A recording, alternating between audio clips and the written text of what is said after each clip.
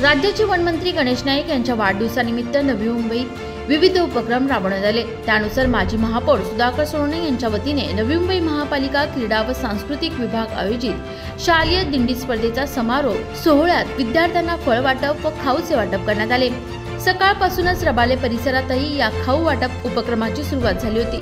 शेकडो विद्यार्थ्यांनी यात उत्साहाने सहभाग घेतला। या प्रसंगी बोलताना सुधाकर सोनवणे म्हणाले की इकडे तिकडे बॅनरबाजी न करता कष्टकरी वर्गामध्ये शालेय दिंडी सोहळ्यात जेव्हा विठ्ठल रुक्मिणी आमच्या समोर प्रकट झाले तेव्हा आम्ही विद्यार्थ्यांना खाऊ वाटप करून गणेश नाईक यांना वाढदिवसाच्या शुभेच्छा अर्पण केल्या।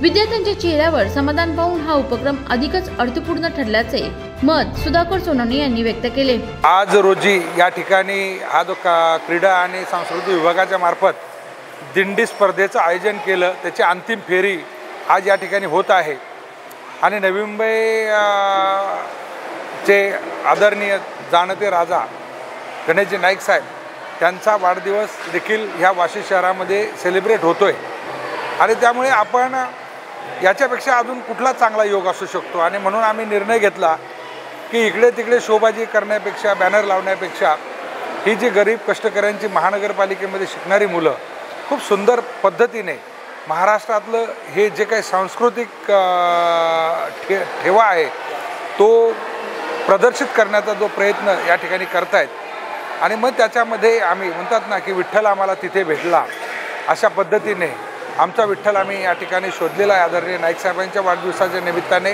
हे फळं असेल, खाऊ असेल, हा वाटप या ठिकाणी केलेला आहे आणि त्याने खूप आम्हाला या ठिकाणी आनंद होतो। वीडियो जर्नलिस्ट राहुल कदम सह प्रियाजवांचा रिपोर्ट, नवी मुंबई।